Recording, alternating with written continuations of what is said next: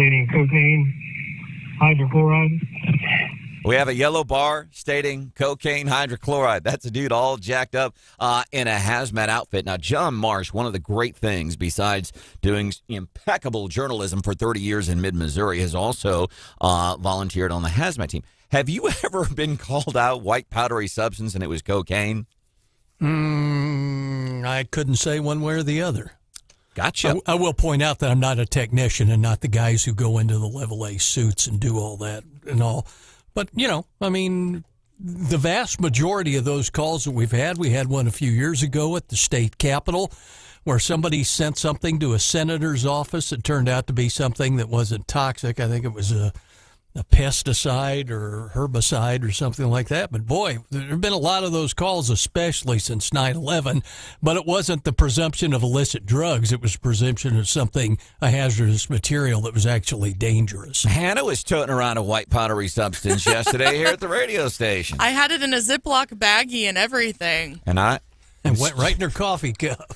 Street value of that white powdery substance, any idea, Hannah? Probably about $2.50. About $2.50 street value of whatever. What was the white powdery substance? Protein powder. There's producer Hannah. Good morning, Hannah. Good morning. There's John. I've introduced him. Brian Hausworth is here. What's up, bud? Good to see you, sir. My name is Branden Rathert. There's John. We already talked to him. I talked to him. Stephanie Bell's out today. She's back on Monday, 874-9390. And I'm wondering if Senator Tom Cotton, is he being funny here? But he has questions for the Secret Service. He writes this letter. I'll read you some of the letter.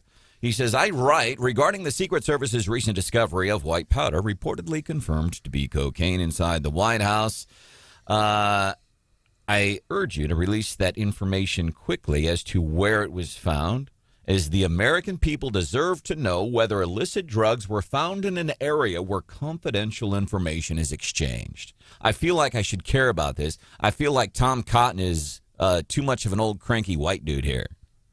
That's the sense I'm getting here.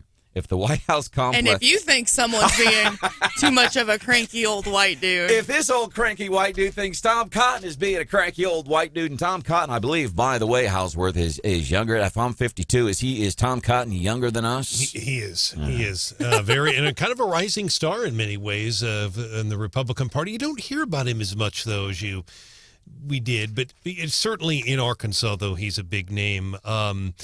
But yes, he certainly made that call. Check out Andrea Mitchell from MSNBC. I want to ask... What's up with that question? Let me start here.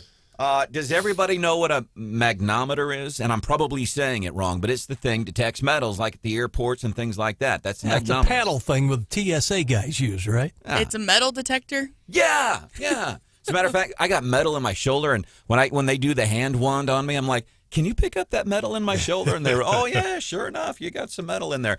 Check out this question from MSNBC's Andrea Mitchell. Everybody goes through magnetometers.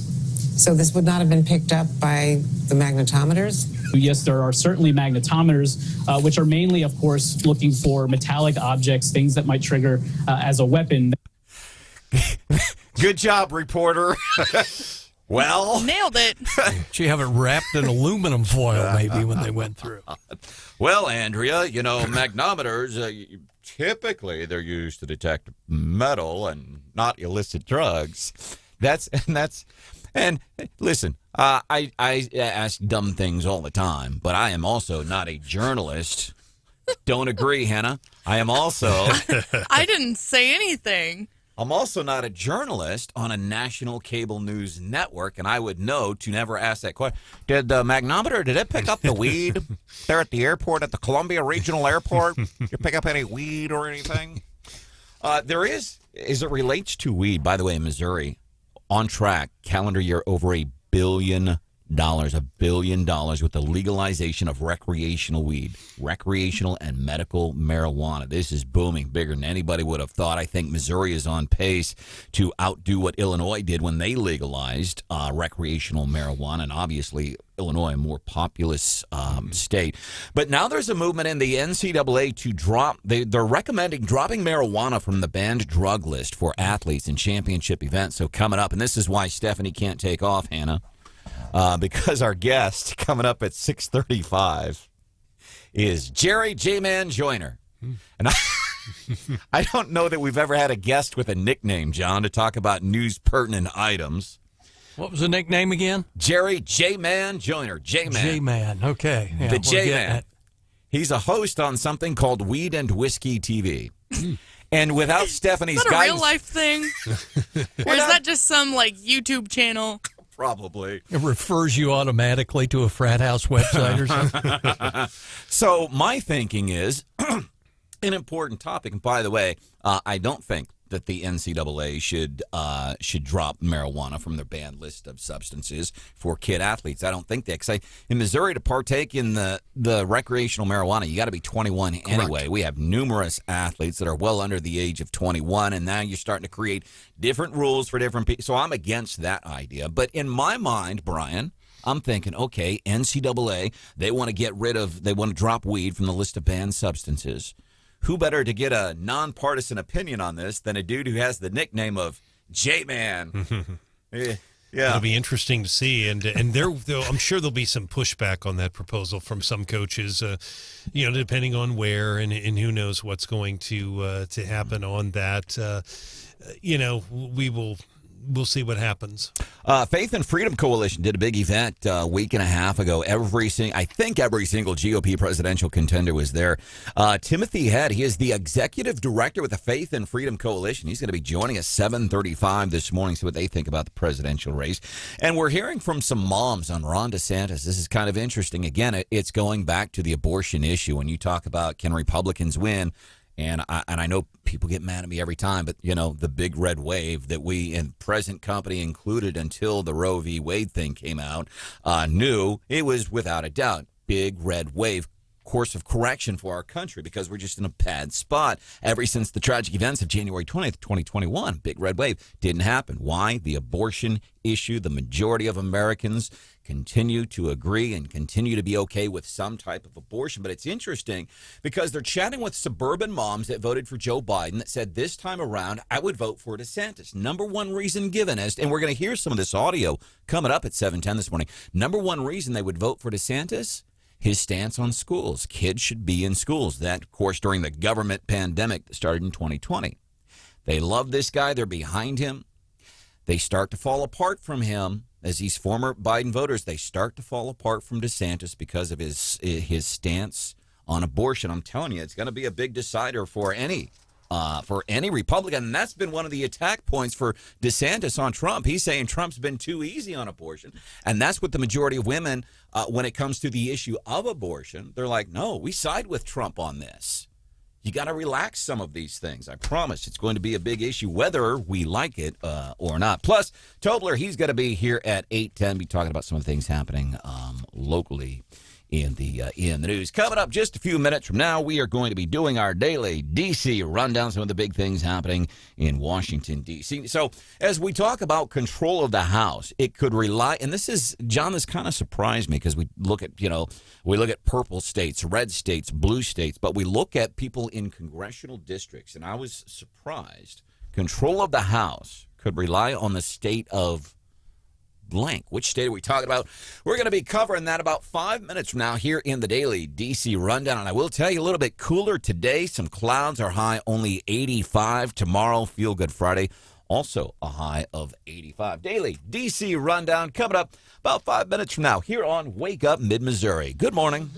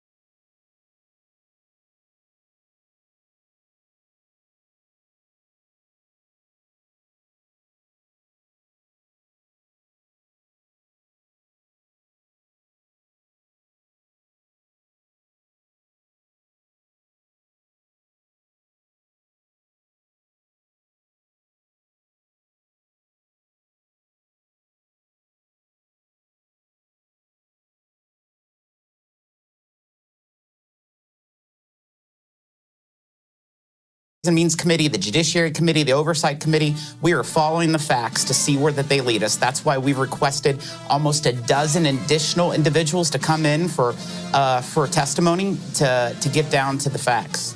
Jason Smith, Congressman, Southeast Missouri, joins us here on the show on a regular basis. He's in effect our third U.S. Senator being chair of the Ways and Means Committee. That's getting us into today's Daily D.C. Rundown. Marsh, the walls are closing in on Hunter Biden. Maybe not. But that's Jason Smith's take on things. That investigation is continuing. Meanwhile, let's look at this story real quick. In 2024, control of the U.S. House could hinge on congressional districts in one famously liberal state. Who we got? California. We're thinking that. Thinking Maine, Vermont. No, they don't have enough seats. It's California.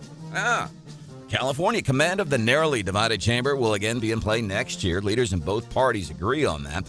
Now, the outcome in a string of contested California districts is going to be critical in determining the balance of power. Now, this is important to us even here in Missouri. We're talking about control of the House, stronger control. You look at what's happening now, and you see, oh, yeah, this is pretty important because you have a president who ignores what he saw in cartoons on Saturday mornings, about a bill, and he just tries to make laws and stuff like that. And that's why this stuff matters. North Carolina rep. His name is Richard Hudson. Also happens to be chair of the National Republican Congressional Committee. He says, I think we can pick up seats in California. The 10 competitive House districts belie California's reputation as a liberal stronghold. Democrats, kind of like Missouri, John. We look at every statewide office. Who holds every statewide office in Missouri? Republicans. Those darn Republicans. In California, it's the opposite. Democrats hold every single statewide office. They dominate. So it's like Missouri. California, in a lot of ways, like Missouri, if it's opposite day in third grade. That's what it's like. Joe Biden has been briefed on the investigation into the discovery of cocaine on the lobby floor of the White House West Wing. And he says it's incredibly important for the Secret Service to determine how Yes, it is. It's very important. You could ask my dad. By the way, my dad co-hosting here tomorrow on a Feel Good Friday. Boy. I'll get my list of questions ready. The good Rathert. The good Rathert. The Rathert who's actually good at this kind of stuff. My dad's co-hosting. And I love it because he comes in. We got to fact check all these stories that I tell here on the show. So, yeah, my dad would probably say, yeah, it's pretty important. For different reasons. I'm guessing Joe wants to know because obviously his kid. You cannot dismiss that. So that's why they're saying, yeah, it's pretty important that we figure this out. Of course, U.S. Secret Service agents found the powder during a White House sweep on Sunday in a small, clear plastic baggie on the ground in a heavily trafficked area. This according to 3 people. They're DNA testing it, they claim. Yeah, right? Okay. Fingerprints. Yeah. Do you believe that? I have my suspicions. I think it's proper to question. Meanwhile, Joe's going to South Carolina today to make the case that economic measures that he pushed through Congress are helping to keep the deep red state humming. He is wrong on this.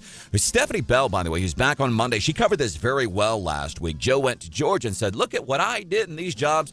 And the governor in Georgia, he came out to this ribbon cutting, which is celebrating billions of dollars of investments into his state. It's employing his people that elected him there. He shows up and basically he poo-poos the whole thing at this ribbon cutting, man. And I'm exaggerating, but it's what he said. He said, listen, you have people like Joe Biden who's going out and they're making this political. Look at what I did. He said, Joe did not do this. It's what we have been doing in Georgia. And people in South Carolina are saying the same thing. Incidentally, Biden lost South Carolina by nearly 12 points back in 2020. So obviously a very important state. Gary, coming up a few minutes from now, poor judgment on the show this morning. Because Stephanie's not here.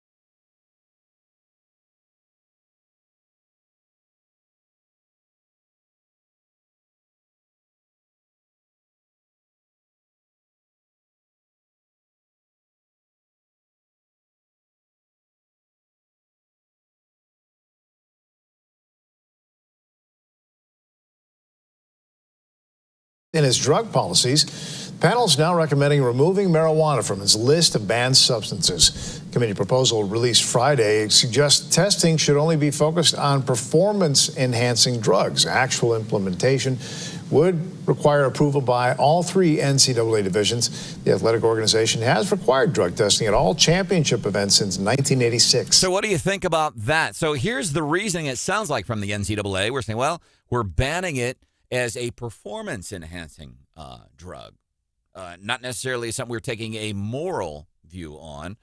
And I'm going to bring in our next guest, John, talk about this. I think it's a first, Hannah. I'm trying to think. I don't know that we've ever had a guest with a nickname on the show. I mean, we've got... Not a nickname like this. Not like this. So we've got Mia Smith, 11-year-old kid, Cole County. She's singing the national anthem prior to a Royals game at Kauffman Stadium. John and I met her at Governor's Prayer Breakfast. Yeah. She's a neat kid, by the way. She's joining us in studio tomorrow. She's going to sing the national anthem at Kauffman. How cool is that? My dad is co-hosting tomorrow. He doesn't really have a nickname on the show. Dad. The big guy. The big guy. Yeah, my dad's the big guy. And I'm selling the Rathert name for political influence. So he's here. But I don't know if we've ever had a guest with a nickname. So I want to bring in our guest to get some nonpartisan analysis on this idea of the NCAA banning weed from a list of banned substances. He is a host. He's the host of Weed and Whiskey TV. His name is Jerry J-Man Joyner. J-Man, don't disappoint us today, man. You're the first ever guest with a nickname on the show, all right? So don't disappoint, okay? Oh, you want to know how I came about being J-Man? Okay, sure. How did you come to be known as the J-Man? Well, for 49 years, I've been smoking cannabis on a daily basis. So I'm an OG. I'm old school, and we called them J's back in the day. Instead of a joint, we shortened it down to J. And so the amount of consumption of rolled-up cannabis gave me the moniker J-Man. All right. And half a century I've been using cannabis on a daily basis. Well, and you sound very proud. Let me ask you. But I used to not be. Well, and here's... For 44 years, I didn't want anybody to know. I had a high-level corporate job. Really? I would douche my eyes, brush my teeth, wash my face before I'd go see clients where I wouldn't smell like cannabis. But I did good at my job. I provided value for my clients and had a nice career doing that. Ironically, at Willie Nelson's, he said, be passionate about something. If you're passionate about it, you ought to do something about it. And now I have Weed and Whiskey TV. So, all right. Well, and I'm anxious to get your opinion on what the host of Weed and Whiskey TV thinks about the NCAA dropping marijuana as a banned substance. Here's the thing on the marijuana. So, in Missouri, it went adult use, recreational adult use earlier this year. We're shattering records. We are shattering records in the state of Missouri. Population, not even 7,000 people. The amount of recreational marijuana that is being sold combined with medical marijuana. But here's the thing.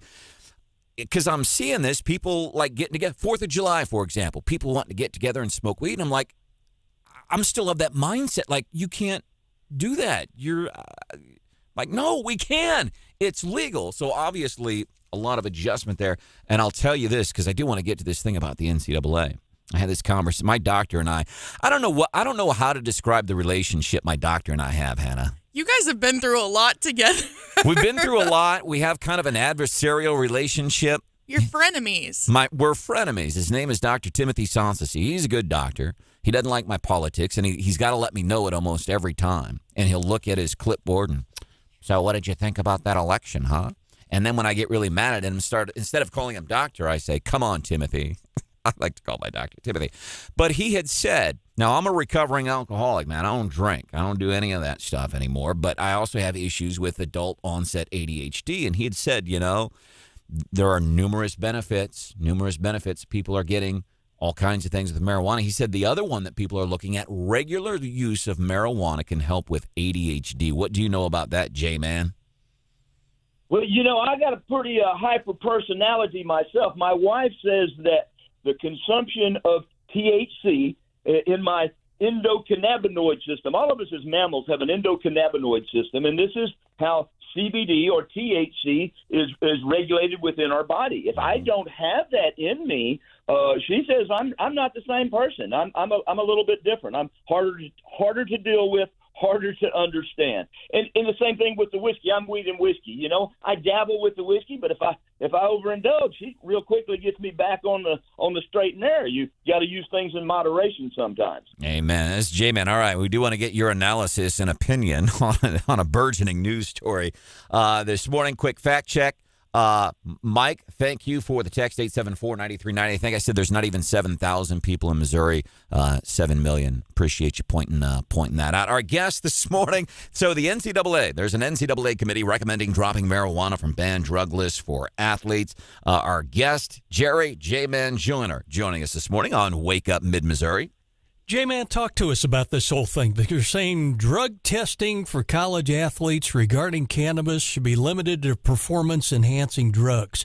Who are they talking about being performance-enhanced by that? You know, I don't know, Joey Chestnut, the guy who eats all the hot dogs? What do you think is the whole story on this? I'm a plain talker and a straight shooter. Here's my 2 grams on 3 reasons why they're reviewing this. They've determined it's a non-performance enhancing. Okay, Sha'Carri Richardson, I think, needed to smoke a bong where people could try to catch up with her when she ran. Okay, all right, make it a fair thing. Sure. Okay, number two, recent Pew Research survey says 80% of Americans support legal cannabis, and lastly, money. Yeah. Yep. So what do you think about the NCAA? Because here's my thing, and I get it. They're saying, so here's what they're saying. The NCAA, and we look at Mizzou and Lincoln U and all the schools, athletics we have around here, is what they're saying, well, we want to drop it as a performance-enhancing drug. I don't think, and I'm okay, you want to use the weed, I don't care. You should use it. Some people should use it more than others, frankly. But I just don't think college athletes in a sanctioned sport, I don't think they should be doing it. Well, you know, and that's there's 2 sides to every story. Should these college students and NCAA athletes be strung out on alprazolam and lorazepam and diazepam? Oh, J-Man can't even hardly say those words. Okay, so yeah, but there's probably a reason. There's probably a reason you're having a hard time saying those words, J-Man. Yeah.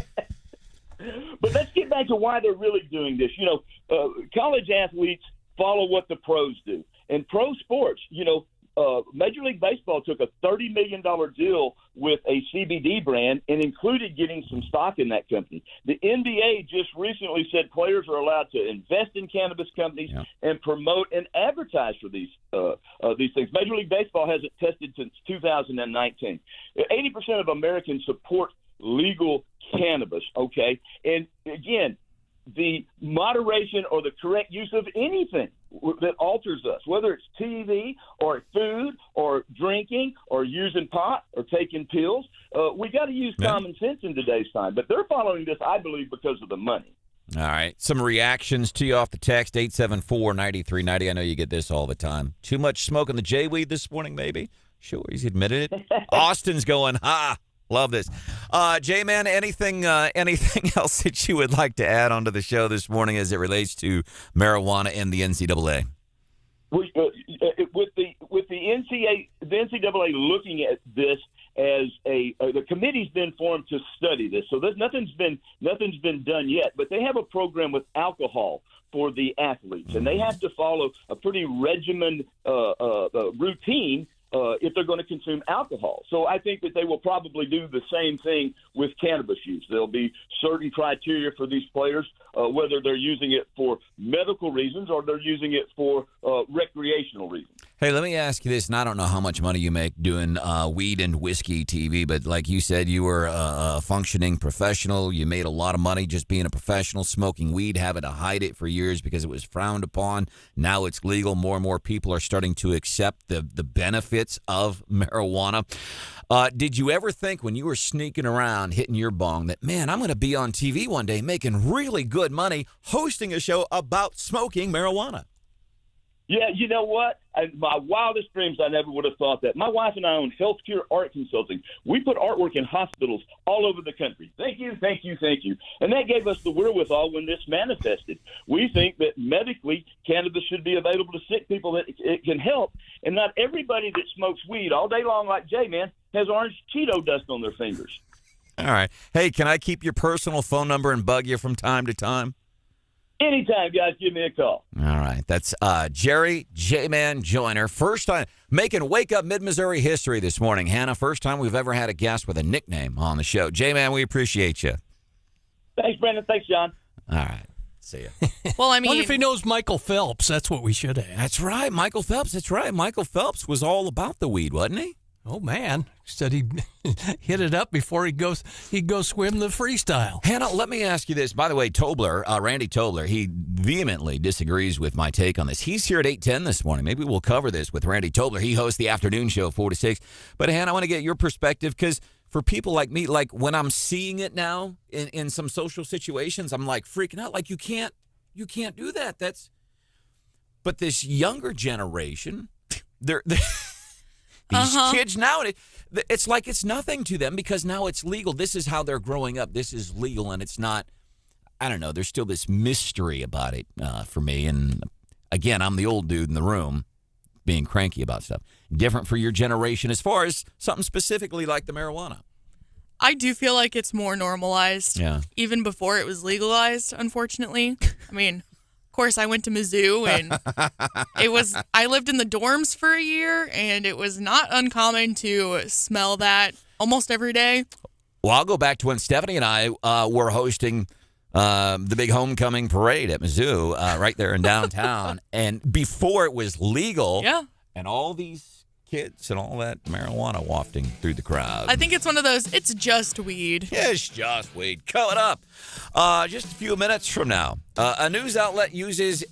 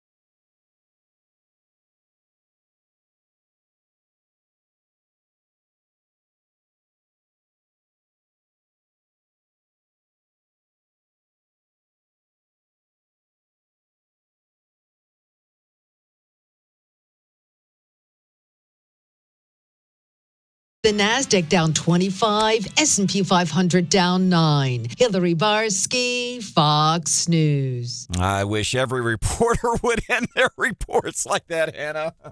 I don't.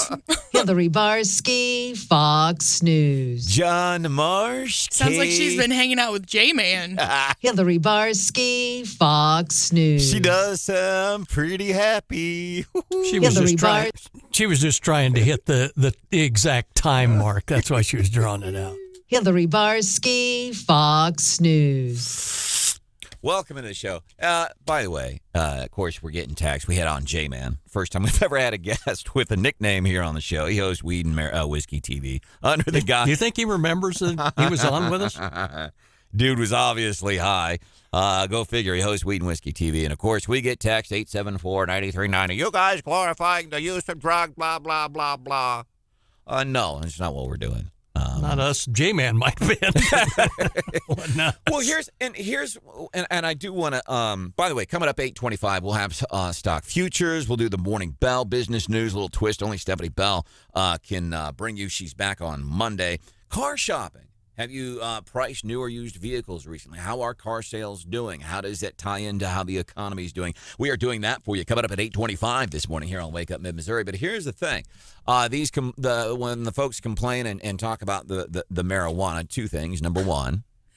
The marijuana. I'll ask them, and have you ever tried the marijuana?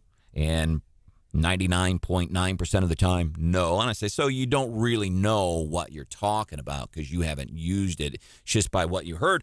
But I think, John, one of the biggest things, it's an older generation of people who, and I saw this movie in school too, the movie Reefer Madness. These high school boys and girls are having a hop at the local soda fountain.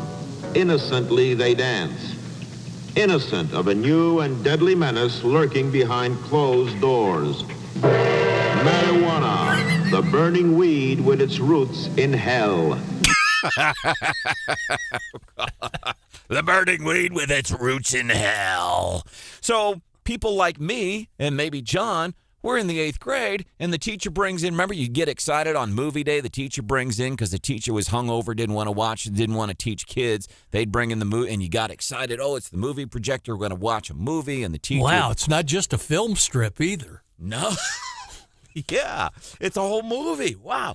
But we saw that, and as little kids, we don't seek our own answers, do we? And a lot of people, frankly, don't do it nowadays, i.e. they watch CNN, MSNBC, they watch Joe Biden, Corinne Jean-Pierre, and they take as fact everything that is being spoon-fed to them and their lives. So when you're kids, you watch this movie, oh, yeah, weed, bad, and you grow up the rest of your life thinking that.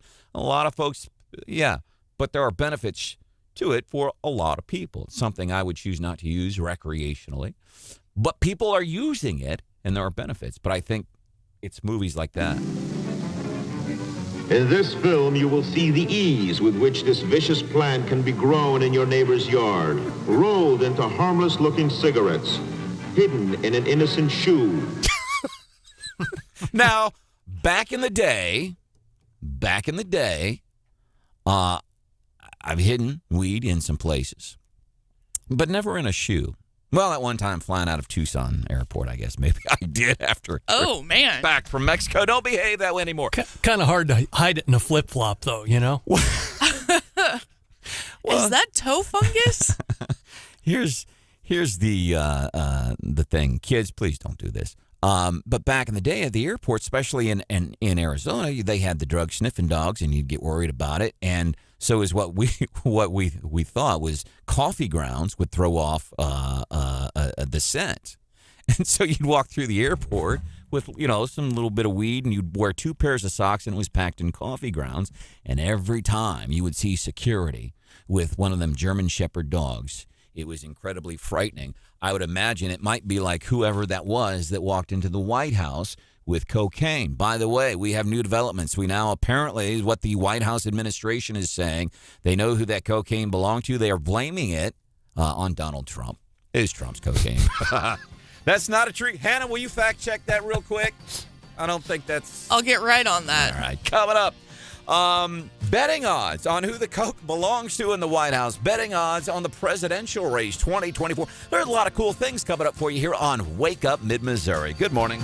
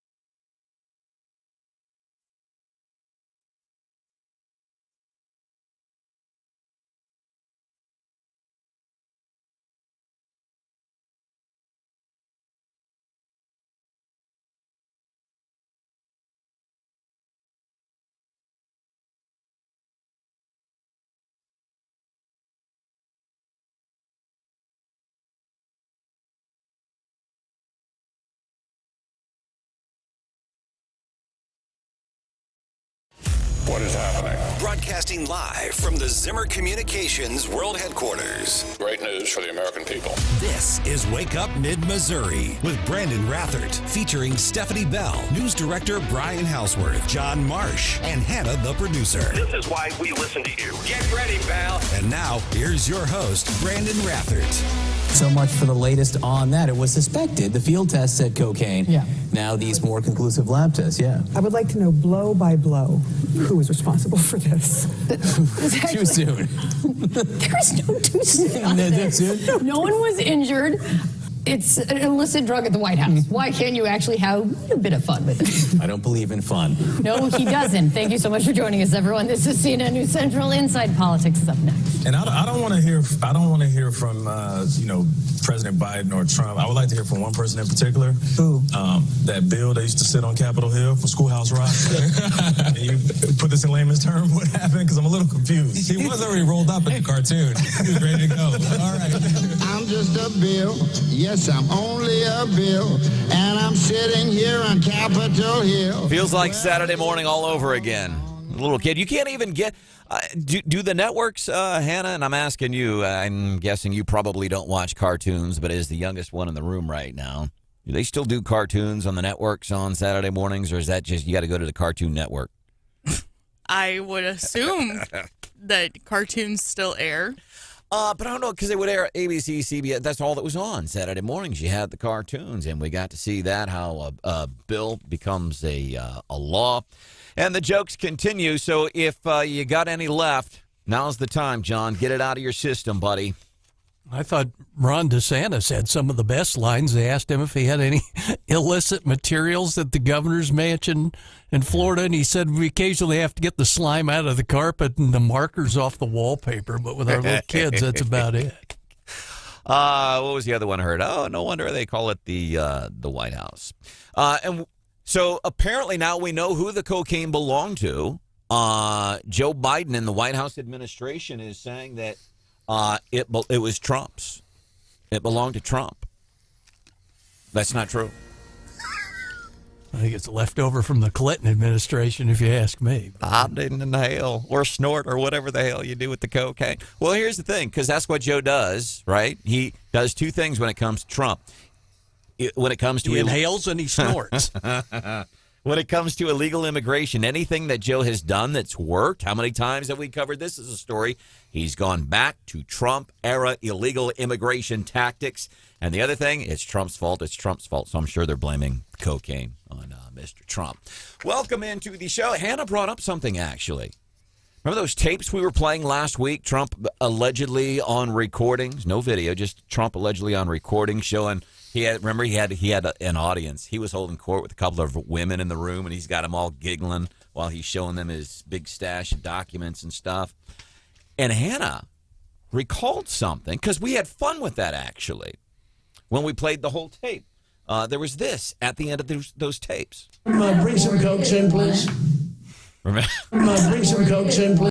He said, remember? Because we laughed about that. We did. He admitted to it. He was showing all these, allegedly showing secret documents to this. He had an audience with women, and then somebody bring some Cokes, please. Hannah might be onto something. Welcome into the show. Steph is off today. Thank goodness Brian Houseworth is here. It's good to see you.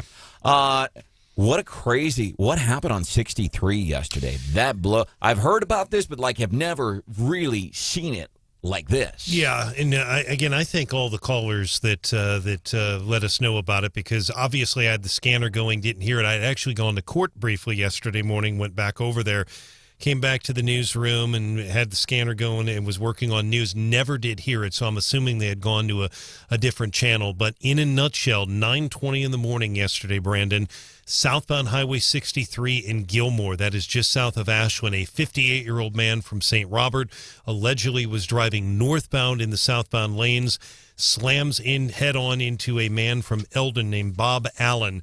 The alleged drunk driver was not hurt, no injuries to him. Mr. Allen, serious injuries. Mr. Allen's wife also hospitalized, and there was a third driver. His vehicle struck a tire. A lot of people. One caller told me they were just at a standstill yesterday. The driver has been arrested of that other vehicle. I believe it's pronounced Kiska, but that investigation is continuing. Wrong way driver on 63. Not even 10 o'clock in the morning. Correct. That's got to be some frightening moments. There's Mr. John Marsh. Good morning. This dude in Jefferson City tried to pass himself off as a cop. What happened there? Strange deal, wasn't it? Yeah, they said a man from Jefferson City facing charges after a weekend incident where he allegedly stole a car from MoDOT parking lot. Then they found it the next day on Capitol Mall, and the man, whose name was William Brook, allegedly told the officer that he was a cop. Uh-oh. Had permission to have the car. The officer tried to arrest him. He took off running. They caught him later at a motel. I wonder if he tried flashing a badge or anything to another cop. It's one That's thing. what they said. Had something small and shiny in his hand and when the officer wanted to look at it, he bolted. He stole from MoDOT? He stole from the state? Doesn't he know that's a lawmaker's job? He ain't supposed to steal from the state. They've got a surplus lot there where occasionally they'll put the older cars.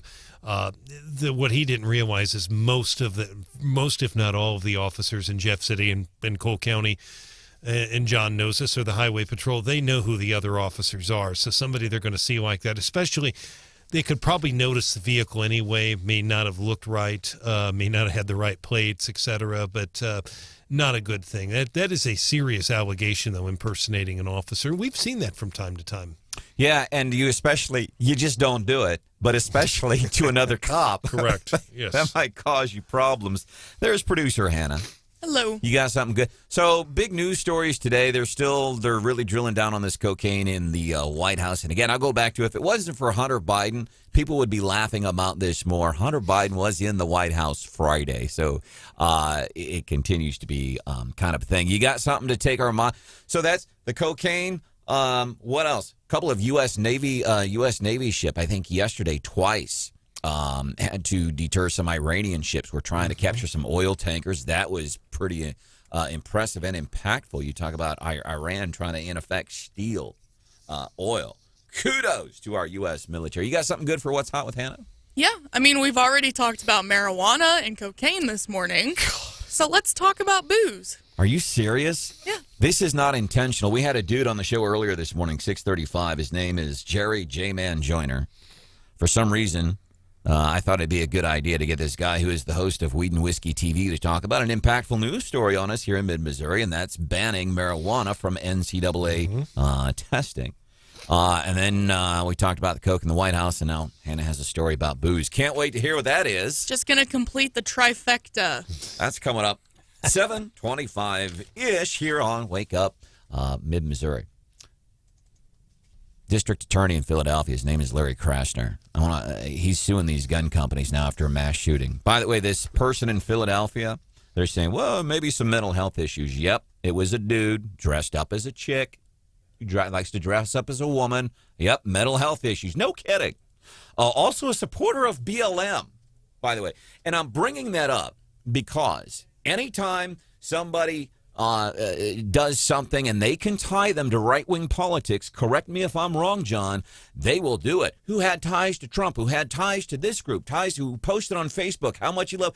Anytime somebody does something and they can tie them to conservative politics, they do it, don't they? His manifesto. That's right. Touting the right-wing thought. Now, so I went to local news outlets in Philadelphia instead of relying on the national news outlets. And by the way, I recommend people all the time, what do I do to get the real story on these things? Go to local news. If you see a story on Fox, CNN, USA Today, go find a local source for that story. This dude thought he was a chick, and they're going, maybe he had mental health issues. No kidding. Yeah, you got mental health issues. Oh, and you went and shot people. Also leads me to believe you have mental health issues. And supported BLM. Again, mental health issues. BLM has done nothing for the black community. Of course, I'm a 52-year-old white guy. I'm probably the last one in the world who should be making that statement. But what facts we do know about BLM is they lie to people, and they have taken millions of dollars and spent it on fancy homes while doing nothing for the black community. So Larry Krasner, this crazy dude, thinks he's a chick, runs around with guns, supports BLM, goes and kills people. Larry Krasner, what is he going to do? He wants to sue the gun companies. Blows me away. And I played this yesterday, but I'm going to play it again. Here's the guy who has this right, where there was another shooting over the weekend. The Baltimore mayor, Branden Scott. He's a Democrat, progressive Democrat. He actually has this right when it comes to these shootings. Larry Krasner in Philly, he's blaming the guns. Let's sue the guns. Oh, by the way, are you going to prosecute this crazy psychopath dude who thinks he's a chick, supports BLM, and killed some people? Are you going to prosecute him? He's all about going after the gun manufacturer. What about the person who fired the trigger? That's why I appreciate Branden Scott, mayor of Baltimore. There were grown adults filming young people with guns who said nothing, who did nothing, who didn't say to the police, hey, I know this teenager's out here at this event with a gun. That's right. He's the people who were just filming this and not doing anything. He goes back. It is a generational problem. And I don't understand, because here's, and I'm quoting Larry Krasner mostly here, that Philadelphia district attorney. He's talking about these shootings. He says they all have this common denominator, and he's talking about the guns.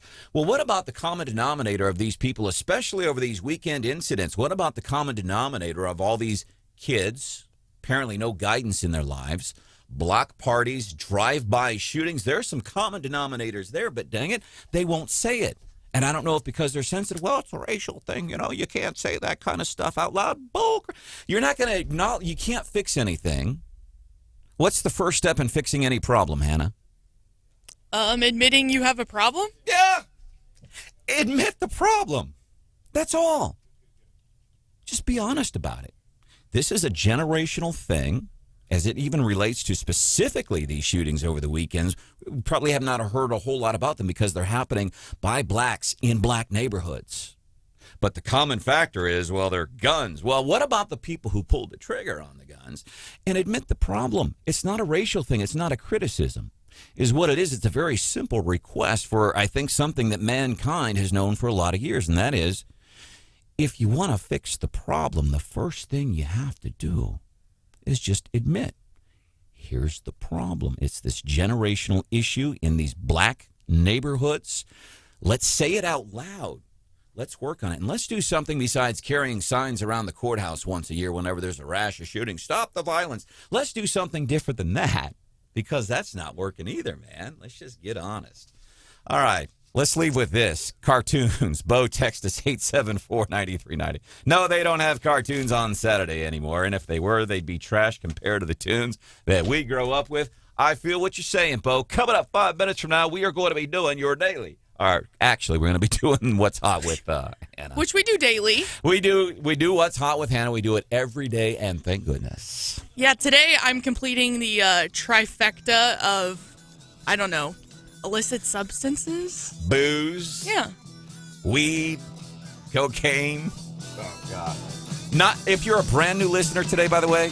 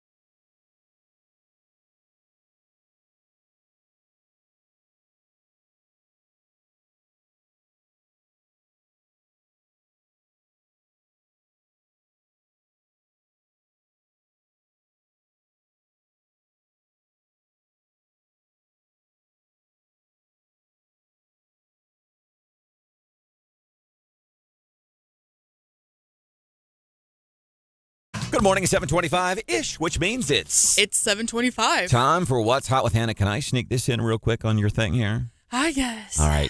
874-9390. Win is in Holtz Summit this morning. We're talking about changing and admit. The first thing when you want to fix a problem, you got to admit what the problem is. And these people suing gun manufacturers over the shootings in Philadelphia, Baltimore, even one in a St. Louis suburb over the weekend. They're blaming the guns. They're blaming the guns. You got to get honest and look at what's happening in these neighborhoods when it comes to these specific shootings. It's the people. It's what's happening.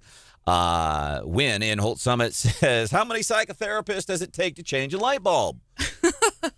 One, but the light bulb has to want to change. Nice. I love it. What's hot with Hannah today? That's a solid dad joke. I can appreciate that one. Thanks, Win. Like I've been teasing this morning, we've talked about cocaine. We've talked about marijuana.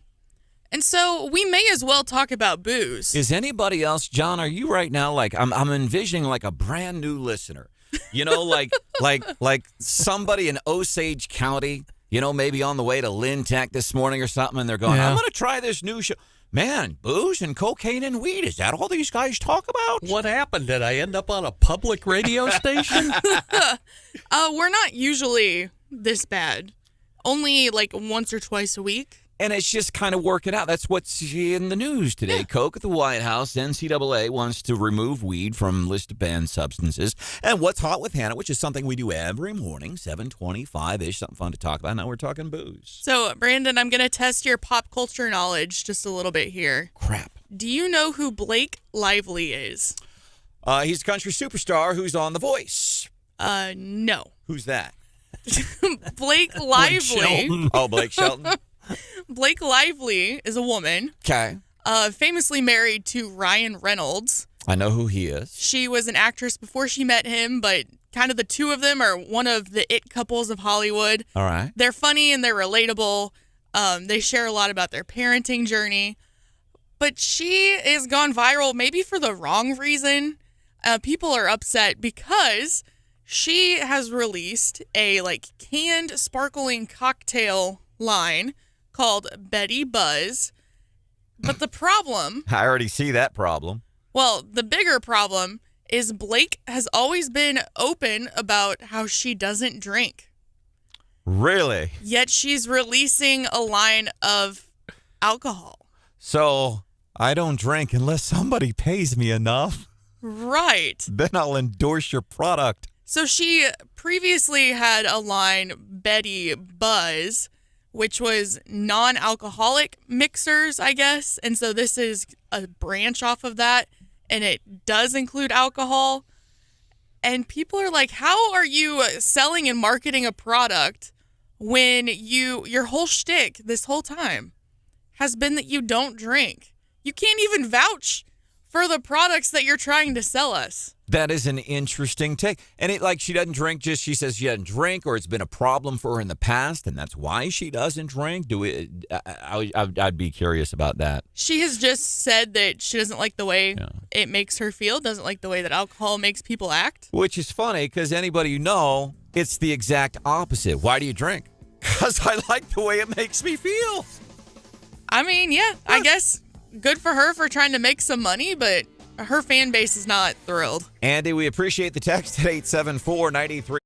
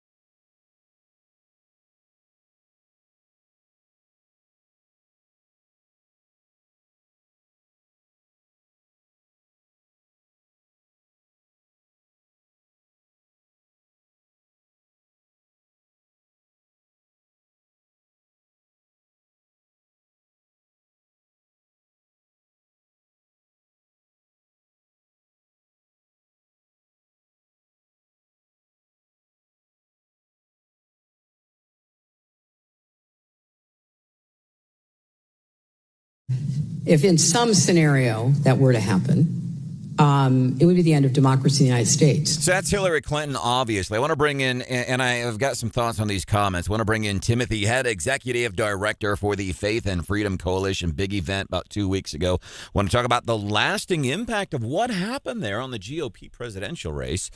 But Tim Head, Executive Director, Faith and Freedom, the problem with Hillary Clinton's statements here, and I want to play part of it again. If in some scenario that were to happen, it would be the end of democracy in the United States. So she's saying if Trump is elected, this would be the end of democracy.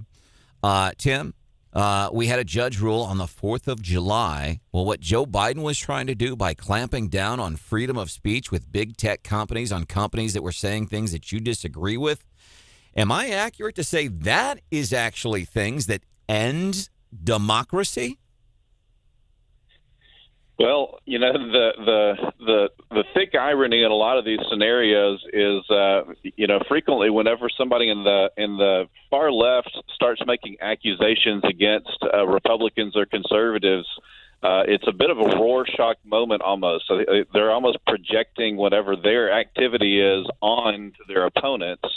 And so, you know, I think one of the most ironic moments about this whole process is while they've stewed for now 6 or 7 years over Donald Trump's impact on democracy between, you know, tech companies, between, you know, certainly the White House itself, between a bunch of, you know, chilling activities by a number of governors across the country on speech, on commerce, on religion and you know, a number of other things. They're the ones that are actually, you know, essentially kind of constricting. They're like pythons around the neck of American democracy while they're projecting and saying that either Trump or Trump supporters are the ones that are the problem.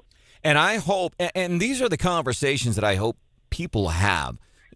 Because here's what happens in my mind, Tim. People, they watch the news and they believe everything. Somebody watched Hillary Clinton in this interview. Oh, Hillary says if Trump wins, that's the end of democracy.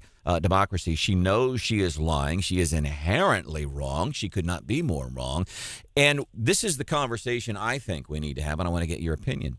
We tell people, no, that's not the end of democracy. That's BS flowery talk. What things that do end democracy are things like when you have a president that just tries to unilaterally get rid of student debt when that has to go through Congress. That's what does away with democracy. Telling tech companies we are going to control what you say when there's things we disagree with. Those are things that end democracy. And I hope these are the conversations we have with our independent, in the middle, or former liberal friends, Tim. Well, I certainly I hope that's true. And, you know, I think one of the challenges that a lot of us have in a year like 20, you know, when we kind of we're living through 2020 and certainly go back and kind of rewind it in our own heads, is these conduits of speech can have just enough sway over just enough people in America that, you know, frankly, even presidential elections are won on margins. And so even, you know, if we have 175 million Americans vote, if only, you know, 70,000 of them in the right states are influenced by these media moguls and kind of thought controllers. That's where we all live in peril, frankly. All right, our guest this morning, we are hanging out with Tim Head, Executive Director for the Faith and Freedom Coalition. He's hanging out with us this morning on Wake Up Mid-Missouri. I'm Branden Rathert. There's Mr. John Marsh. Good morning. There's producer Hannah. Hello. Stephanie Bell back with us on Monday. The event a couple of weeks ago. Now, are you guys at Faith and Freedom, are you guys taking a stance yet on who it is that you like on the GOP side? Are you kind of staying out of that? Yeah, good question. You know, as an organization, we actually have had a no endorsement policy. So either our organization broadly or you know, our board members and myself as the kind of day-to-day executive, we won't endorse in the primary. Frankly, we actually won't even endorse in the general next year. You know, our position is basically we're for pro-life, pro-family, pro-faith candidates, and you know, let a thousand flowers bloom from that perspective. And we think the more strong voices, the better. So let it play out as it will. And I want to get into this abortion topic here and how this is going to play into the 2024 GOP race and really the presidential race and really just about any race in America right now. The website, ffcoalition.com. You're going to enjoy what it is that these guys do. I'll ask you, Tim. I'm not asking you to say it out loud, but you said as an organization, we don't take a stance. We don't pick this person in a GOP primary, and frankly, we don't do it in the general. But do you personally, at this point in time, if the GOP primary were today, do you know who it is that you would vote for? And you don't have to say the name if you don't want, but do you know who it is if you were to vote today? I'm kind of one of those late breakers. I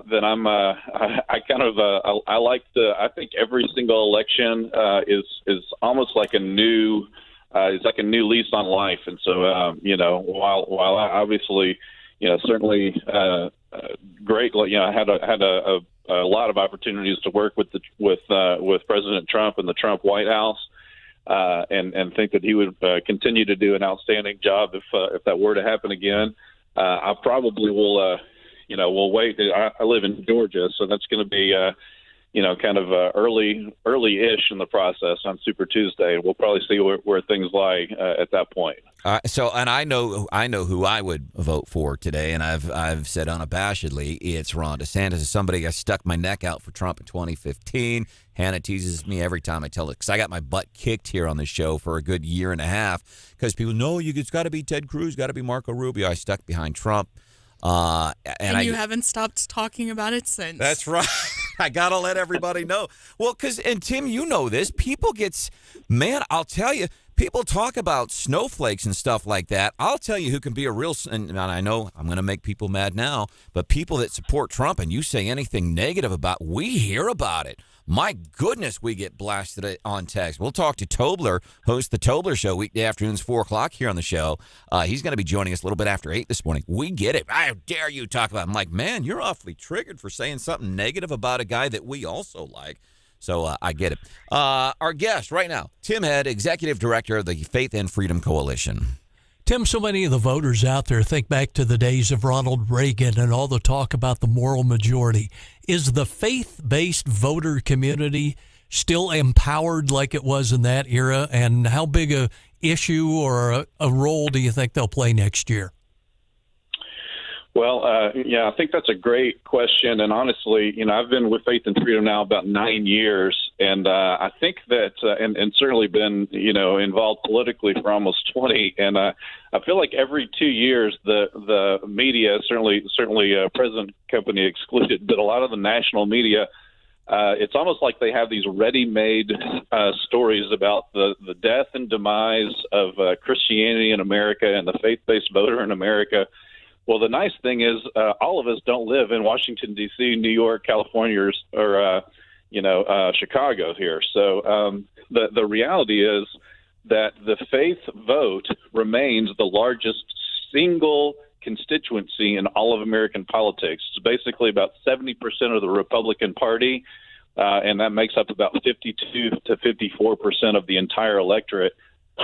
So, from our perspective, it still is, one way I like to say it is you can't win the White House with only Christian voters, but you cannot win the White House without Christian voters. So I would say from that perspective, conservative Christian voters in America still are the deciding factor in a presidential or a national election.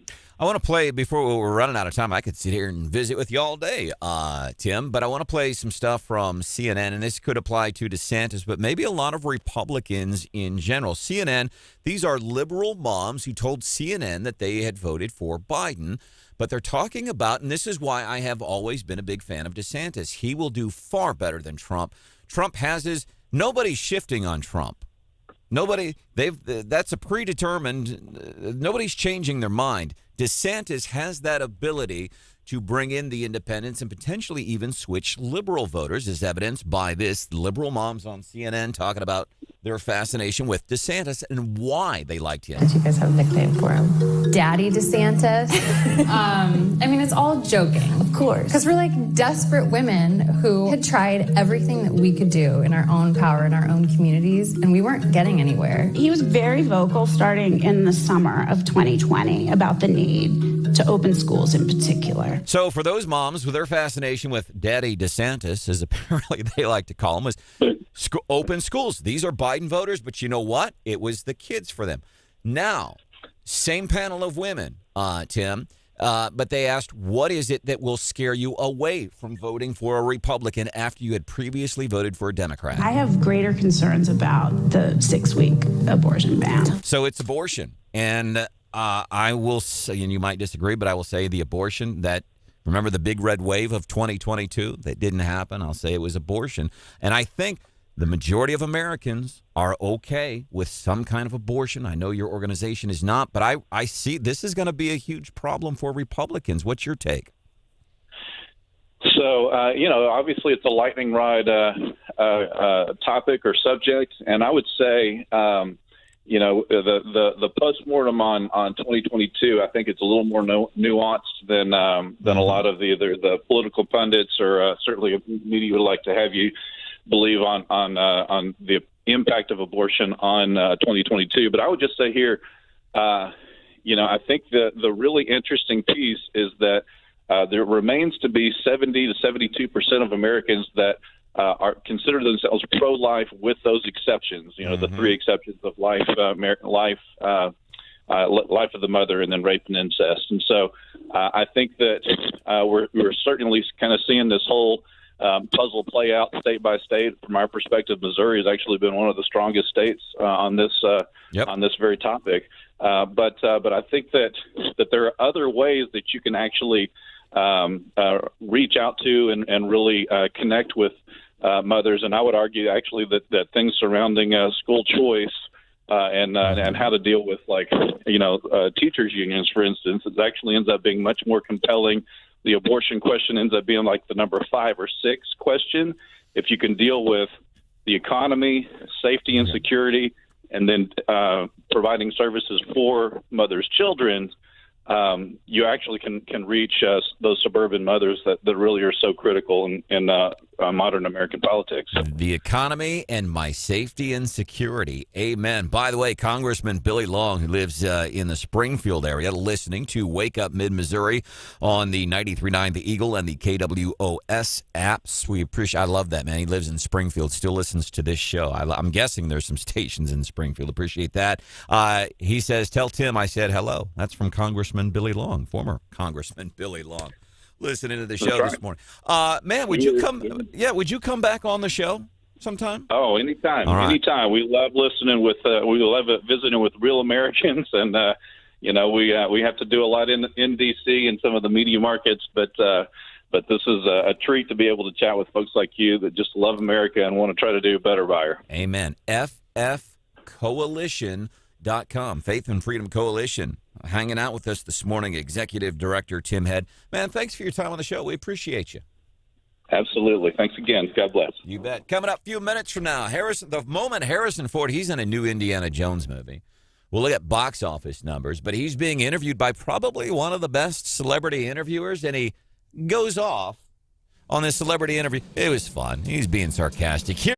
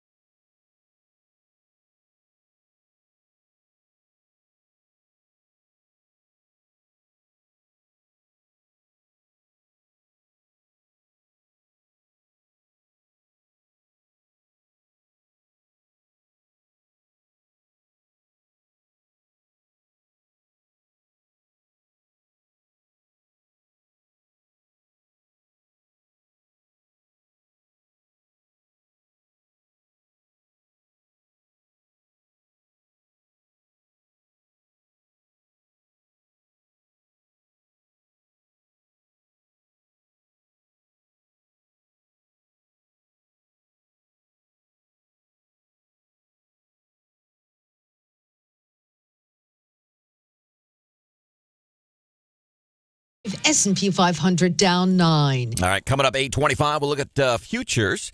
The other thing we're going to be doing, vehicle sales. How are new vehicle sales doing? Remember, since the government pandemic of 2020, some people say, "Oh, it was the COVID pandemic." It was not a pandemic of COVID. It was a pandemic of what government people did. COVID did not shut businesses down. Governments shut businesses down. COVID did not limit how businesses in the city of Columbia could operate. COVID did not do that. That was elected and non-elected people did that. Officials did that. COVID did not do that. People did that. It was a government pandemic, not a COVID pandemic. But since the pandemic, vehicle sales, costs, things like that, we're going to take another look at those. Welcome to the show. It's Wake Up Mid-Missouri. I'm Branden Rathert. John Marsh, producer Hannah Stephanie Bell is back on Monday. I liked Tim Head, Faith and Freedom Coalition website, ffcoalition.com. Pretty cool. You liking him, or how about our 635 guest, Marsh? Well, it's about a toss-up, depending on your point of view, whether you're faith-based or cannabinoid-based this morning. All right, and this is why Stephanie is not allowed to leave and take time off. Because the mice will play, right? The mice will play whenever Stephanie Bell is gone. And so there's a story, a legitimate story. The NCAA is saying, hey, why don't we take off the list of banned substances? Let's take off marijuana, because now the majority of Americans, they're cool with marijuana, and people are realizing some of the health benefits, whatever.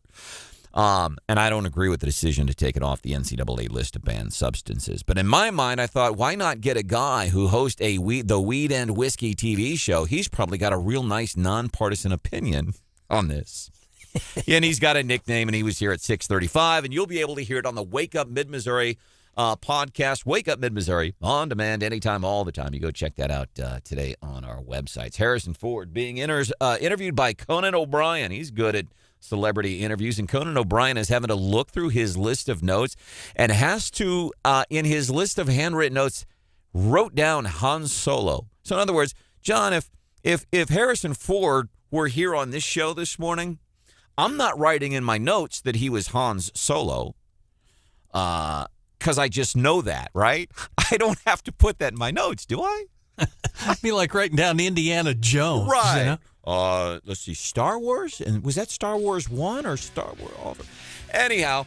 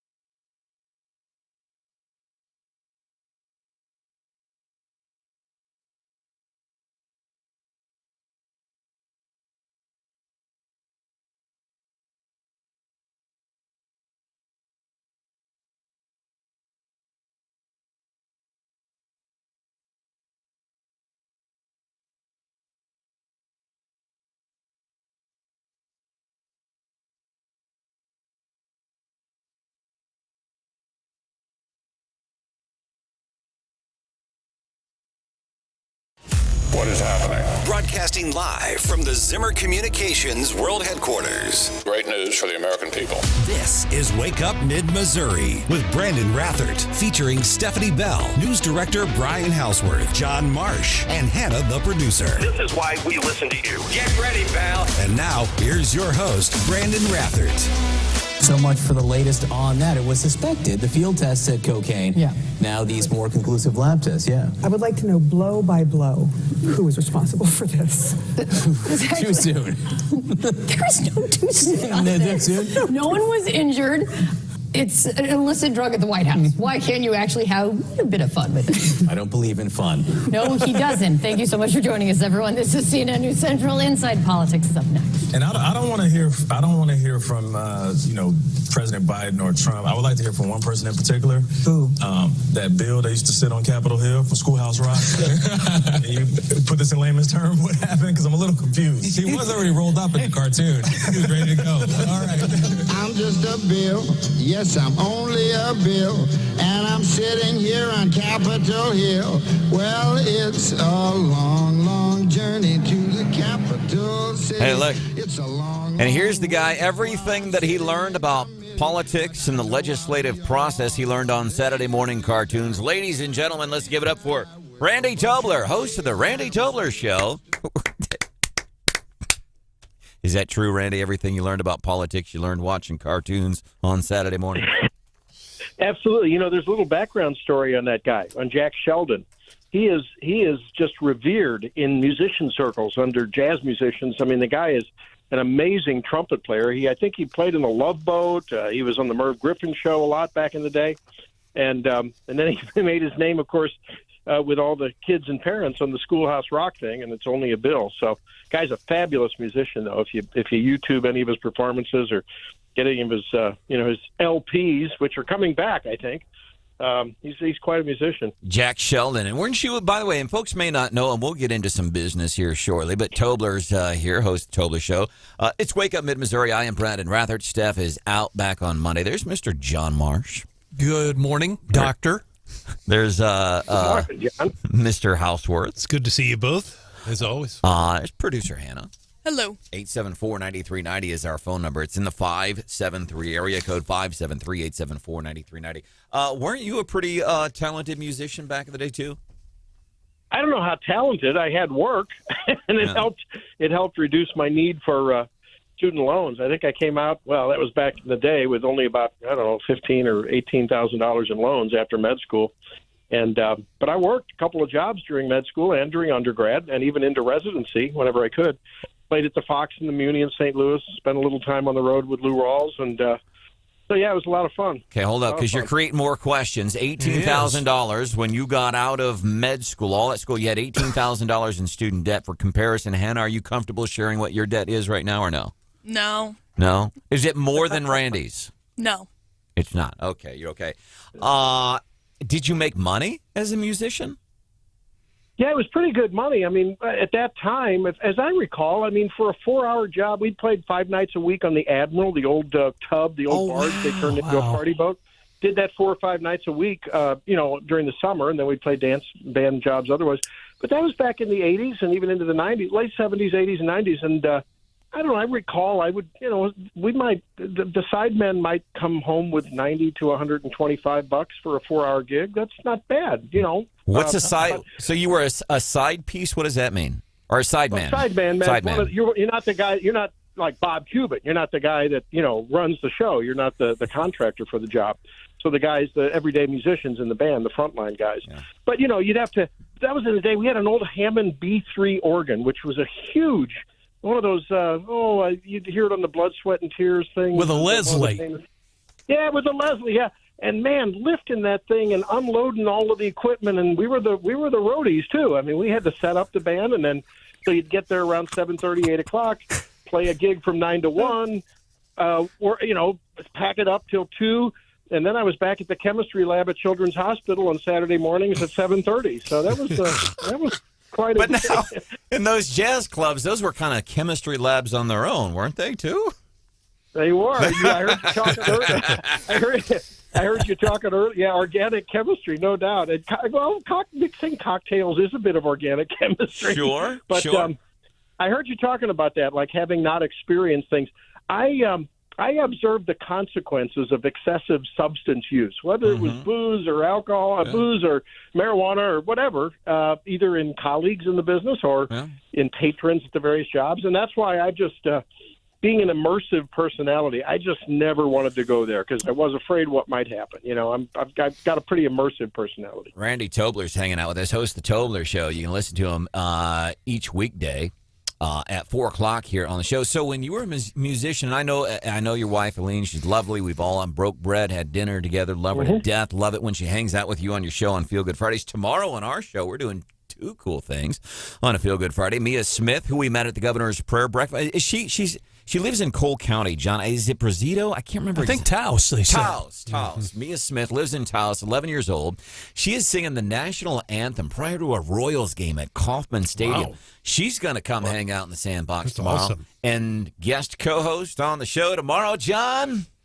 The big guy. The big guy is co-hosting on the show tomorrow on a Feel Good, and that's his name tomorrow. The big guy. Okay, very good. The big guy. My dad's going to be co-hosting tomorrow. But let me ask you this: so when you were a musician, did you get a lot of women? Because that's the thing, you know, musicians got all the girls. Did you get a lot of women?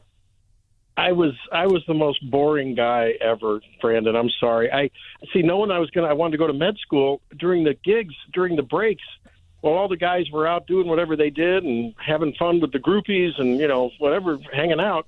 I had my textbooks and my MCAT preparatory exam book ready to go. You know, I was Mr. Nerd, man. Mr. Nerd. You sound like the afternoon equivalent of Stephanie Bell. That's exactly what Stephanie Bell would be doing when she was. I don't know if she did quite the clinicals the doctor did, but okay. That's where I'd put her. Randy Tobler's hanging out with us. Brandon, thank you so much. Randy, we always appreciate you joining us. Of course, I've reported it all morning on both KWS and also the Eagle. We've got 4 young Columbia men who are charged with last Friday's drive-by shooting and homicide, and I've given their names on the air. Obviously, people are out there. There's somebody listening, I guarantee you, that knows where at least one, if not all 4 of them are. But, Randy, 2 of them are 18. One is 19. One is 21. I looked all of them up yesterday on CaseNet. Almost all of them have criminal records already, and now they're charged with second-degree murder. If they're captured, they're going to be jailed without bond. No one has, at least at this point, come forward to tell police where they're at. What is your message to people in the community?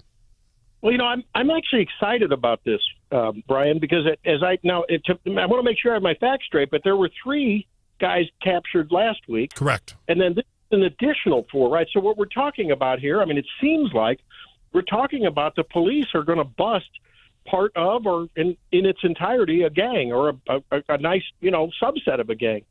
And I think as I'm thinking about this, maybe this is the time, maybe this is the day, maybe this is the moment when people in these gangs are commended when they call out someone else in the gang, because it's intimidation and threats that keep people in gangs, right? As well as sort of the excitement of being a bad boy. But I think there's this you know, unbroken chain where no one wants to out the other gang member, either because you're afraid or because it's not cool.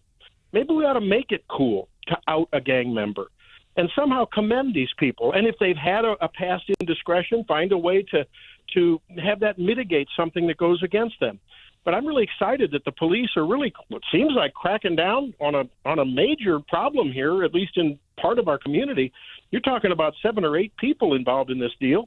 And maybe this is the beginning of breaking that chain. And I can't emphasize enough what you always do, that tip line is anonymous, remains anonymous for those who just want to remain anonymous. And, you know, let's all just pray quietly for those people who will call and ask God to bless them when they call and they help crack this. This is a menace to our community. I'm really hoping that this is an opening. Randy Tobler hosts the afternoon show starting at 4 o'clock here on the radio station, hanging out with us here on Wake Up Mid-Missouri.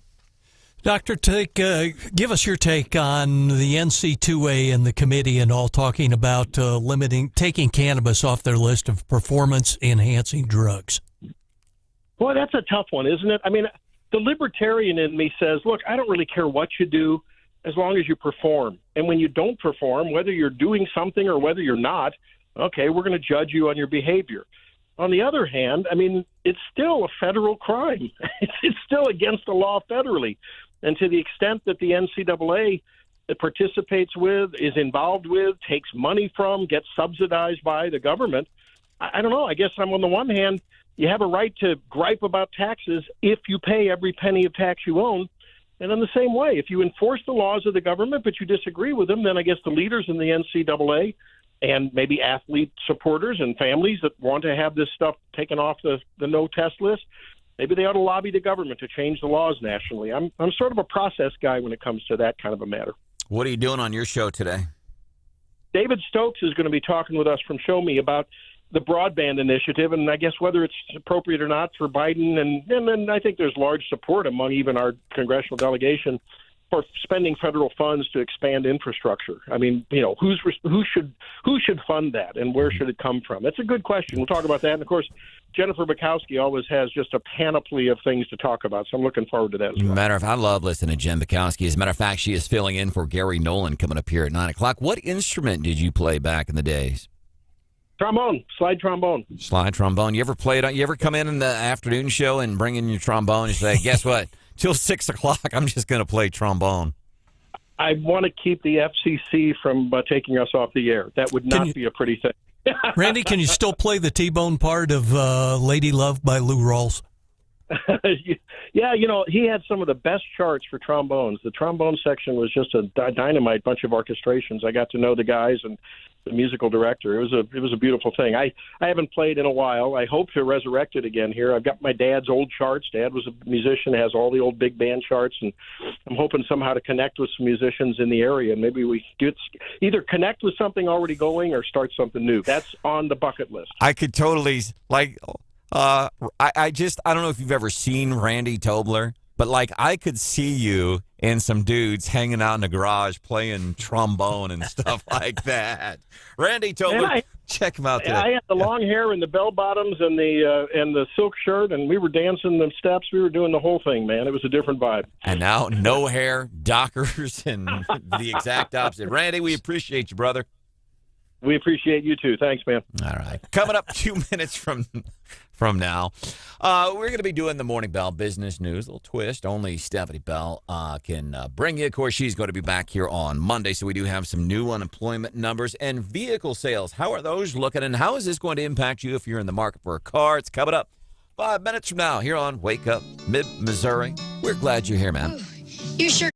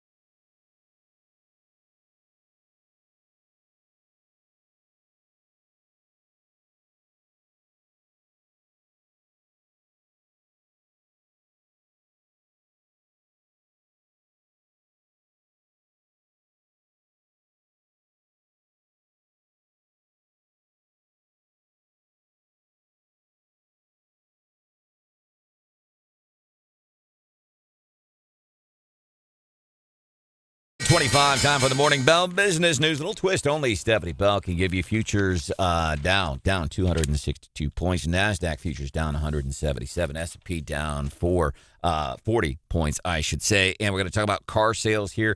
Private sector job growth unexpectedly going up in June, which is good news. But I just got to say, Marsh, I was listening to this song. You were asking Randy Tobler, host of the Randy Tobler Show weekdays, 4 to 6 here on the radio station. He plays trombone, and you were asking about a Lou Rawls song. Was it Lady Love? Lady Love. Lady Love. Yeah. So I pulled it up. Wow. I have this whole new image of Tobler. As a matter of fact, if you don't remember the song Lou Rawls from Lady Love, we'll feature that coming up at 8:35. Welcome to the Morning Bell. The U.S. saw an increase in auto sales during the second quarter despite higher prices for customers. Auto sales rose about 17%. So basically, between April and you're talking April, May, and June, 4 million vehicles sold. 4 million vehicles, 1 million a month, basically, primarily fueled by stifled demand from a couple of years ago. Remember, factories worldwide suffering from a computer chip shortage because some people might say, well, oh, yeah, that COVID caused that. COVID did not cause that. What caused that were human beings, government officials who shut that stuff down. Anyhow, so remember the whole thing with the chip shortage and all this, and I'll give you a good example. It takes me forever to buy a car. I'm talking years to do my research and then to get comfortable where I'm going to do it. And because I can't commit. Do you really do that much research? I do. Really? Oh, yeah. Like, I've been looking probably for 4 or 5 years now. Yeah, but looking and doing research, it's two very different things. Well, part of that because I have, Ford Bronco, Hummer, Toyota 4Runner, and I do all the research and put it all together and watch. Anyhow, one of the vehicles I was looking at was a Jeep Grand Cherokee. When I was looking, it was about $48,000. So I was in the Jeep line for years and wanted to get back into it. And so I had been looking, but I didn't want to commit. Wow, that sounds familiar.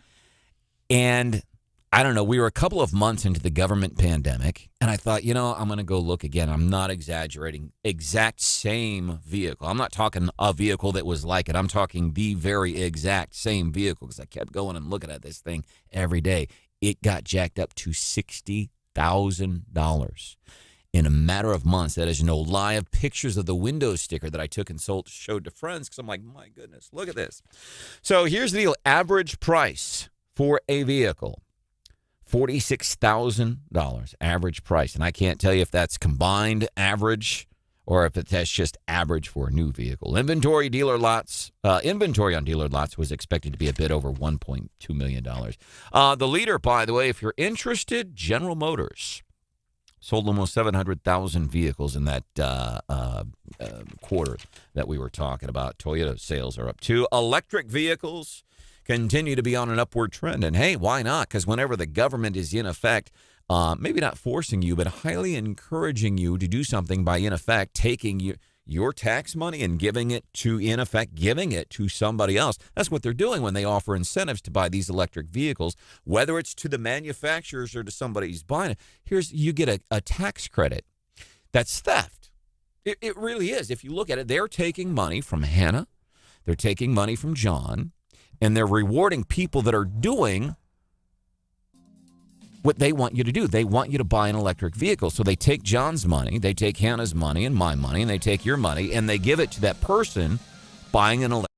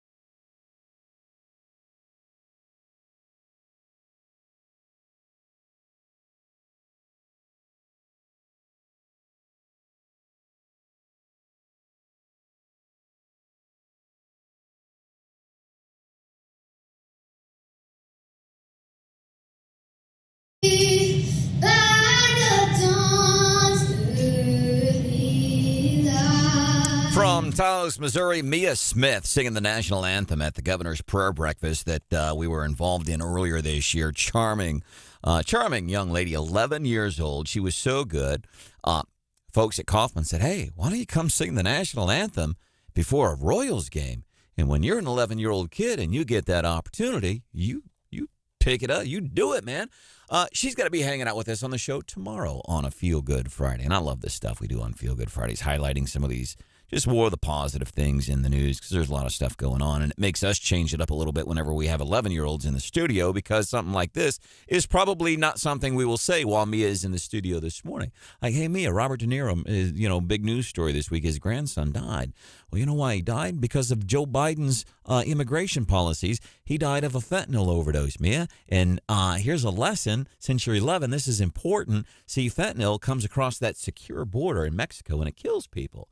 And that's because of Joe Biden. Those are things we probably won't share that tomorrow with Mia, John, unless you think otherwise.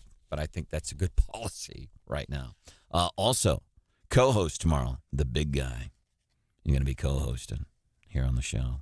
Looking forward to it. Joe Biden? It's my dad, the other big guy. My dad, the big guy, co-hosting tomorrow on a Feel Good Friday. There is John Marsh.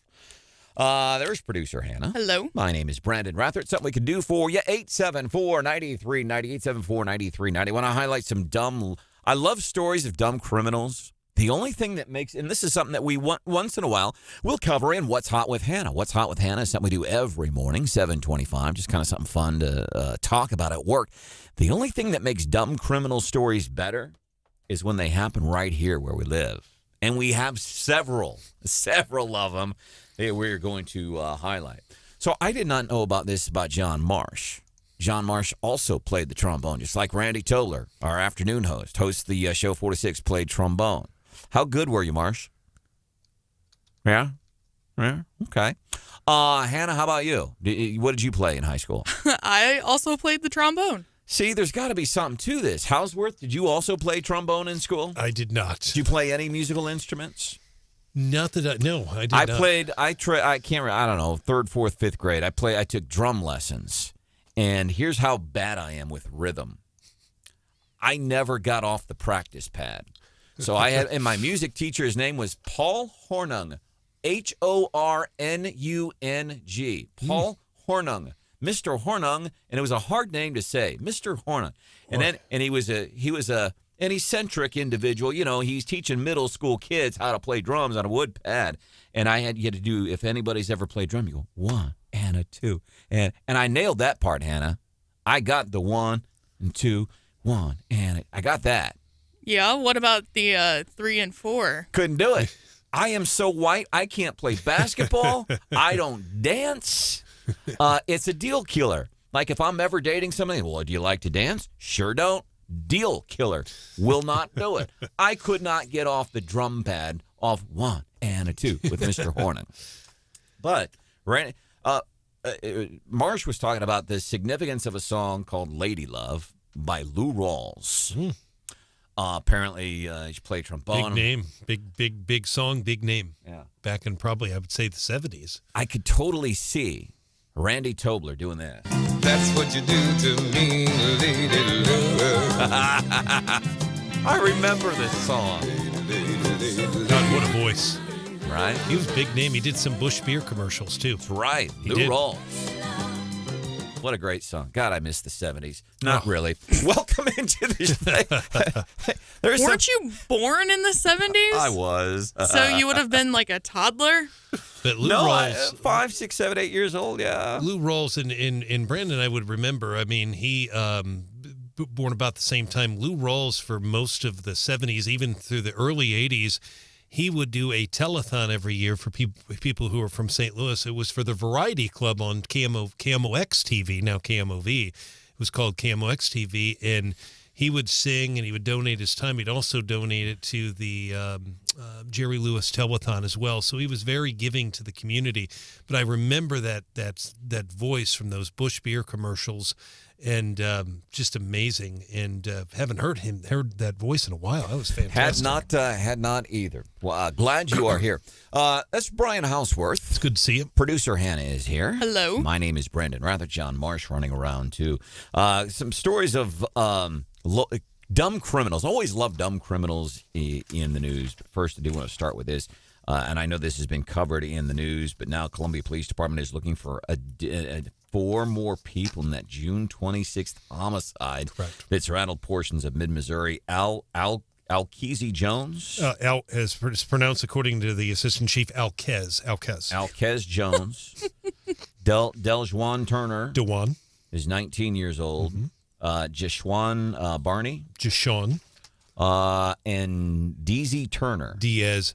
I had to write pronouncers on all of them because I couldn't. The spellings are very unusual, and I'm going with the assistant chief's pronunciation. But yes, all of those I had to actually write out pronouncers. Well, and it's important because police and the enunciations are important because police are looking for those people. So if you're a gang member and you run around with these folks, call the police department. Well, in Branden, in all seriousness, it could even be somebody that's not necessarily a gang member, but they don't have to give their name. The number to call is 573-875-TIPS. But, when the 4 of their pictures were on TV last night, and they look very, very young, 2 or 18. Oh, yeah, they're young. But they are charged with second-degree murder. There's a no-bond warrant out. They are actively looking for them right now. And I made some assumptions because of ages and looks. I'm assuming that they're involved with gangs. Shame on me. But here's why I get incensed by this. You have, for example, the Philadelphia DA, Larry Krasner, saying, hey, these shootings. He's talking about shootings that happened in Baltimore and Philadelphia, street shootings, drive-by shootings, block party shootings. He's blaming guns and saying, here's what they all have in common, these guns. He needs to get honest and talk about some of the other things that they have in common. Who did those shootings, the neighborhoods, the lifestyles of these people committing drive-by shootings, okay, and these block parties. But no, he wants to go after the guns, and he won't say the uncomfortable part out loud about these gang members and how they do it. But nobody will say that, and you'll notice the coverage has been very different on these, by the way. And I have 2 examples. Number one, all of a sudden, they're not using the phrase mass shooting so much anymore. Why? Yeah. Because it's black people. I'll tell you, I'll bet you $1 million. And I will risk losing my job to say that part out loud. Wait, did you just say I'll bet you $1 million? That's right. I didn't say $1 million. $1 million. Sorry. That's why. Quacked up again. And they won't say that part out loud because they're afraid it will hurt people's feelings. Well, you're going to keep having your problems, okay? And the other thing, because whenever somebody, for example, and a shooting is a great one. Somebody's, and they had ties to conservative politics, and he liked to read Breitbart. Well, this Philadelphia shooting, dude who thought he was a chick, okay, wore women's clothing, dude also, and they're saying, by the way, he's got mental issues. Really? Well, the first thing that tipped me off was that he was shooting people. Second thing, he was wearing women's clothes. He thought he was a dude. Yeah, mental health issues. Yep. And then supported BLM. Yeah, mental health issues. So why not talk about that stuff? They talk about the guns and stuff like that, but the way the news outlets are covering that, there's a lot of people, no, that shooter was black and liked to dress in girly clothes. Yeah, and was a supporter of BLM. Because you hear it, right? Whenever there's somebody else, and it's they can tie him to, Trump or whatever, but they don't do it. And these are facts about these shooters. You got to say the uncomfortable part out loud. And the consistency, and the DA in Philadelphia, he has it wrong. He's blaming the guns. He is blaming an inanimate object. You got to get honest and talk about the lifestyle that these young black kids were living that caused these shootings. They won't do it because why? Because we're afraid to hurt people's feelings. And I can't speak to Philadelphia, but I can talk about a lot of the cases that we've seen in Columbia. These 4 notwithstanding, that are very young, although most of them have pending charges against them already, these latest 4 suspects. But almost every shooting that I've been covering, Branden, in mid-Missouri, particularly Columbia, the last, let's say, 3 months, almost all of them unlawful use of a weapon. They're a convicted felon. So you could pass all the gun laws you want. The reality is that is already on the books. They can't have a gun, and they're getting a gun, and then they'll stick them with that charge. That's where the feds get them because they don't mess around. They don't have any parole in the federal system. That's right. And they're too worried about hurting somebody's feelings. Say, you know what? These people were breaking the law. They're stealing guns. They weren't supposed to own guns. But who do you blame? It's a very progressive Democrat thing to do. And locally, we hear the same names over and over again in these instances. The Midgets. The Midget family. There you go. Oh, my gosh. Okay, quickly because we've got some there's a big event coming up in one of our mid-Missouri towns. We're going to bring in the folks from the Jefferson City Chamber of Commerce to talk about that. But some other I want to talk about some couple of dudes, Lamarvin Edmondson, Darrell Lewis. They've been charged with attempting to steal $25,000 or more. They tried robbing an ATM machine in Columbia, Regions Bank, Paris Road. Police saw a couple they were set off by an alarm because, you try to bust into an ATM, guess what? It's got an alarm. It's got in the middle of the night. In the middle of the night. Nothing to see here. One of the dudes, cops show up, tries to jump a fence. Apparently he's out of shape. He can't jump the fence. They got him. The other dude, who was found hiding in a bush about 225 feet away. They were apparently wearing gloves and a ski mask. They had to bust into an ATM. They had a battery-powered saw. Allegedly had some pry bars, a hammer, and some saw blades were found at the ATM. And then the other story, this dude in Jefferson City, what did he do, man? Did he impersonate a cop? This is a guy who was charged, 50-year-old William Brook, accused of stealing a car from a MoDOT parking lot. Then the cop spotted it Sunday on the Capitol Mall parking lot in Jefferson City. He confronted the cop and said he was a cop. And he had permission to have the car. The officer said, let me see that badge you're flashing there. He ran off, and they caught him later at a motel, and he is in Lock City. Dumb criminals in the news. The only thing that's better than a dumb criminal in the news story is when the dumb criminal in the news lives right where we live. Cool event coming up, Jefferson City.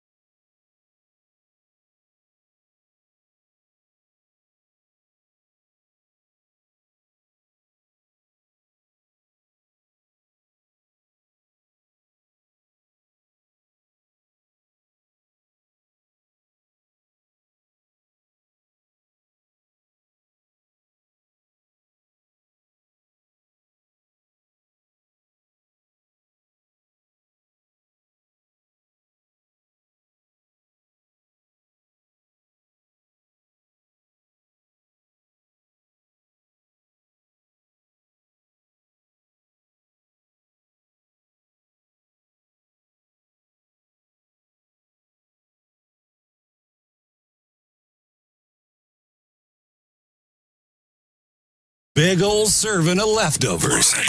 Enjoy. And in Leftovers today, we got some friends from the Jefferson City Chamber of Commerce hanging out with us. Want to introduce you into the show right now, Mark Millsap and Renee Dunkel. Big event coming up in August. Mark, I'll start with you.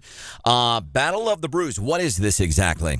It's the Battle of the Brews. Not Brewfest, but the Battle of the Brews. So we have local homebrewers.